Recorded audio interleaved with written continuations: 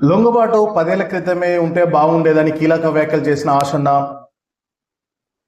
గతంలో ఉన్న సమస్యలు ఇప్పుడు లేవని, ఇప్పుడు ప్రస్తుత ఇబ్బందుల పరిష్కారానికి చట్ట పరిధిలో తమ వంతు ప్రయత్నిస్తామని మావోయిస్టు కేంద్ర కమిటీ మాజీ సభ్యుడు వాసుదేవరావు ఎలియాస్ ఆషన్న తెలిపారు. హన్మకొండ జిల్లా కాజీపేట మండలం బట్టుపల్లి ఏజీఆర్ గార్డెన్లో సోమవారం మాజీ మావోయిస్టులు అమరవీర కుటుంబాలను ఆషన్న బృందం కలిసి మాట్లాడింది. ఈ సందర్భంగా ఆయన మాట్లాడుతూ ఓ సంఘానికో వర్గానికో పరిమితం కాకుండా అందరితో కలిసి ముందుకు వెళ్దామని తెలిపారు. తమతో ఉన్నవారిని కాపాడుకుంటూ ఇంకా అడవిలో ఉన్నవారు ప్రాణాలను సైతం కాపాడుతామని పేర్కొన్నారు.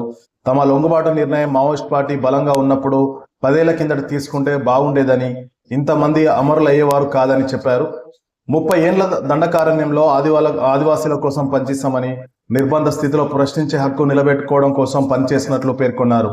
వరంగల్, హన్మకొండ, కాజీపేట నగరాలకు వారధిగా ఉన్న బట్టుపల్లి నుంచి తన ఉద్యమ ప్రస్థానం ఆరంభమైందని, ఈ ప్రాంతంతో విడదీయరాని అనుబంధం ఉందని తెలిపారు.